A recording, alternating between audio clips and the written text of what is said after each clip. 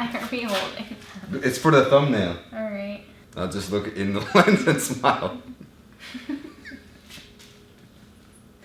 You got it? Yeah, I think so. Okay. Alright. That's good.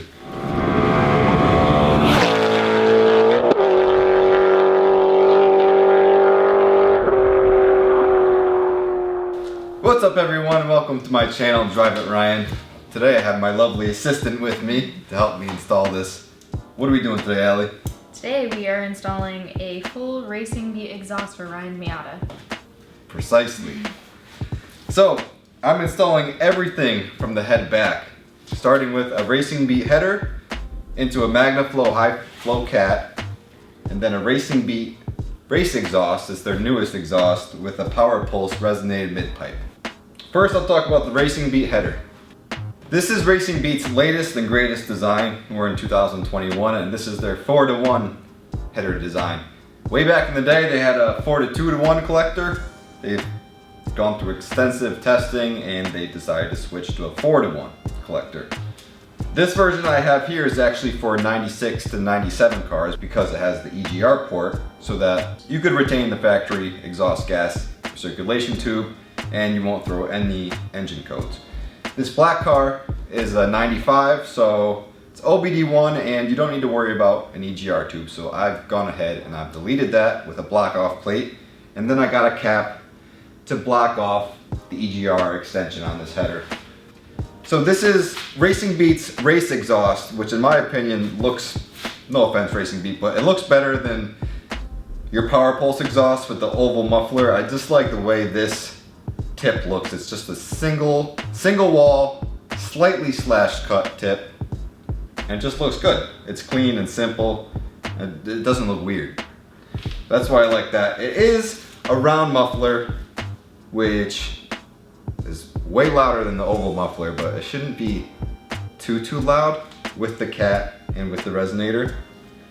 We'll see. I think just about any exhaust is going to drone on a Miata if you have a hard top on. It's unless you do a lot of sound deadening, but it should be tolerable and it should sound clean.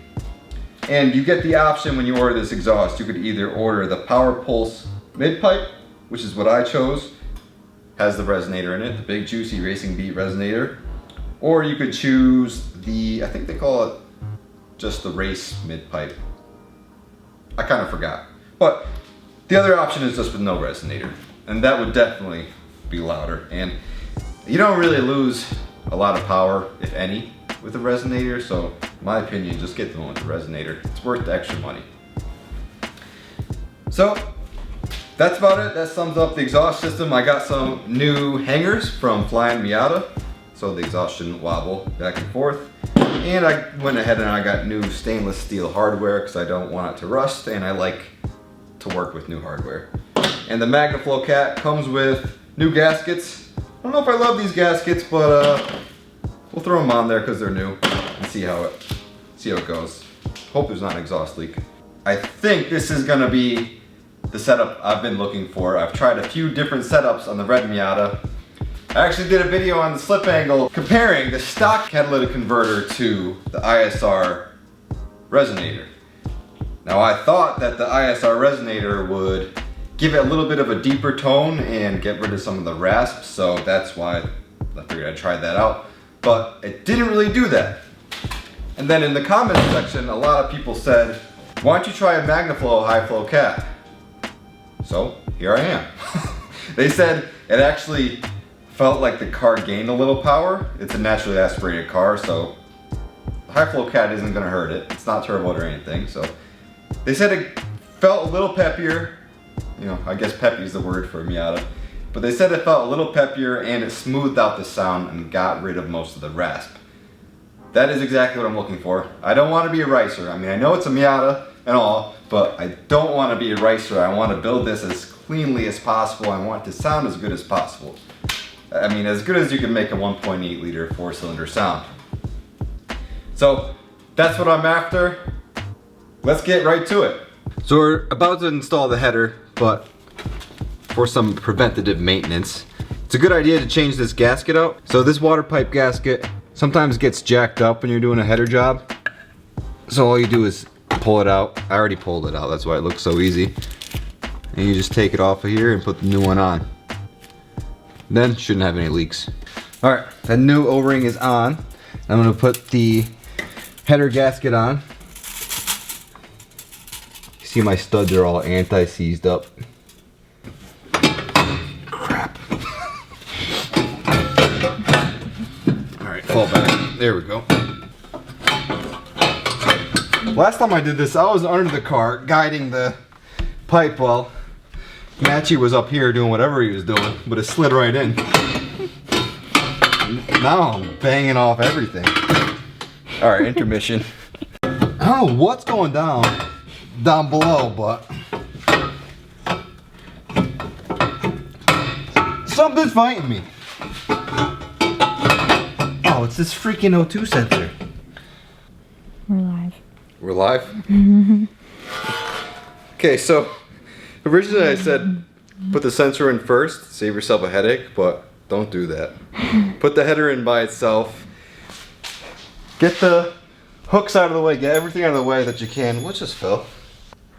I don't know. Oh, it was that bracket from the vacuum line that broke.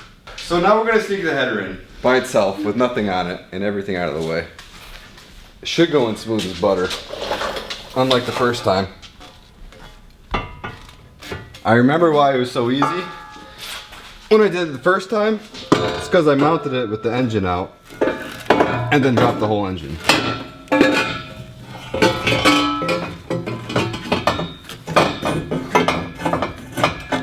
So easy.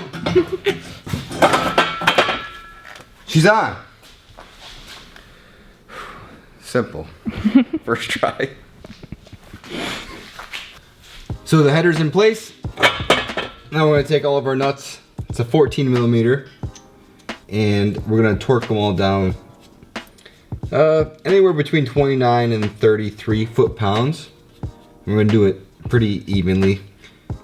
I like to start from the middle and work my way out. So I'll probably torque the center first and work my way out. But I'm gonna get them all pretty tight first before I go buck wild on one nut while the others are loose.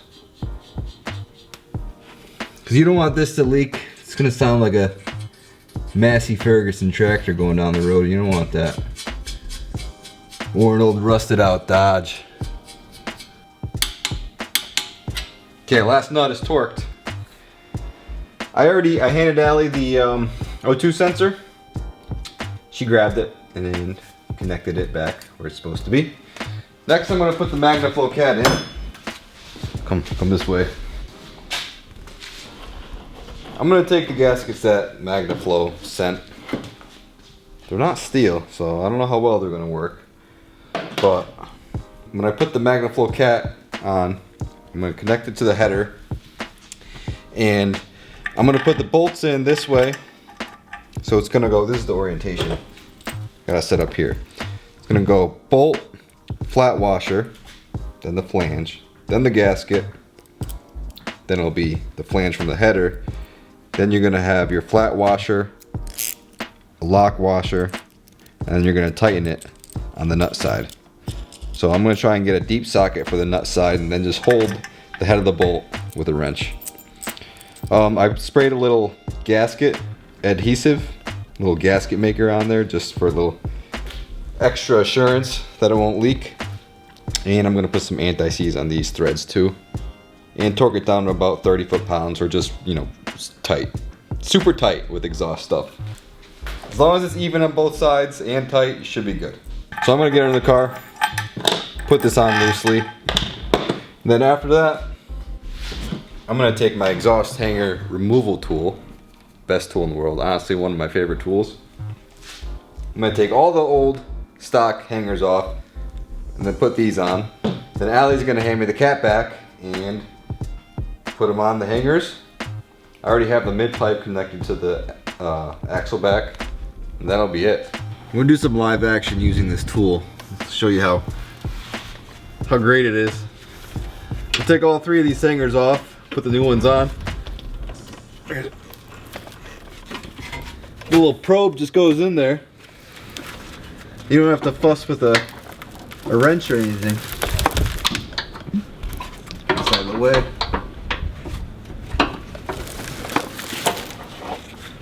Two. Where's the third guy?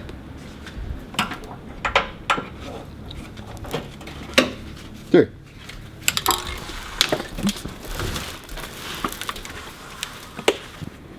See the difference? My hands are slick as shit. But these are flimsy, old, not sturdy. And these are stiff. Should get a lighter in here, but that new Shannon 2.0 is pretty good. Is she seeing it? Huh?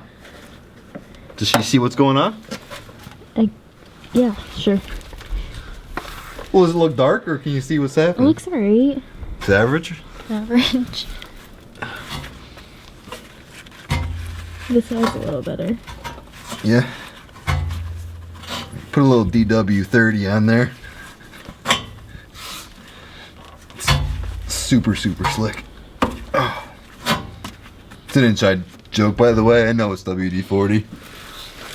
Calm your keyboard fingers.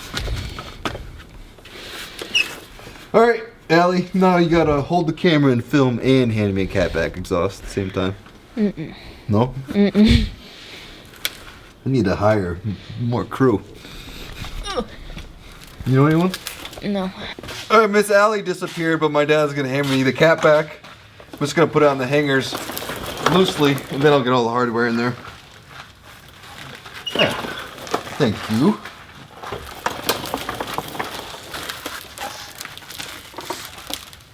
All these hangers are super stiff.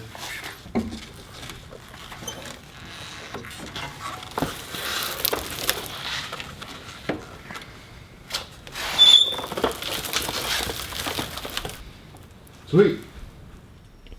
So between the last clip and this clip, I discovered that my valve cover gasket needed replacing, so I took the valve cover off, cleaned it up, got it vapor honed at NWC blasting, and then I polished it. Then I went ahead and did new spark plugs, wires. I did everything, and that is the video before this video. So if you want to check that one out, it's up, it's live. I did smell a little bit of coolant coming from behind the head. I think it's where the heater core line goes to. So, you know, that'll be fun. I already ordered the parts. But for the sake of not delaying this video any longer, I'm gonna at least do a startup. You know, I'll do a cold start. I'll let it get kind of warm, but I don't want it to get too hot since the coolant is leaking. I'll do a few revs, and then once I figure this leak out, I'll go out and I'll do a whole video just of pure exhaust sounds, like no talking, just a good old exhaust video for you. So thanks for being patient. Seems like I'm always one step forward and two steps back. It's kind of the theme of my life lately, but hey, you know, that's the way things go sometimes. So without further ado, let's hear how this exhaust sounds.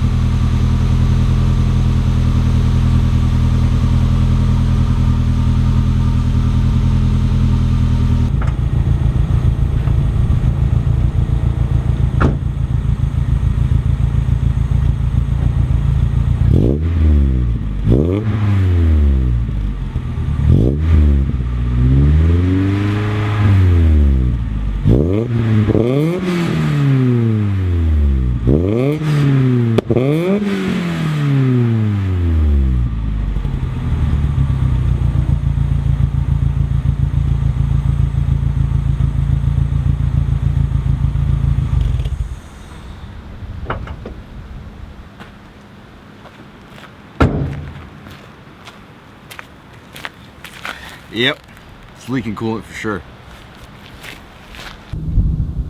Yeah, it's a little wet back there.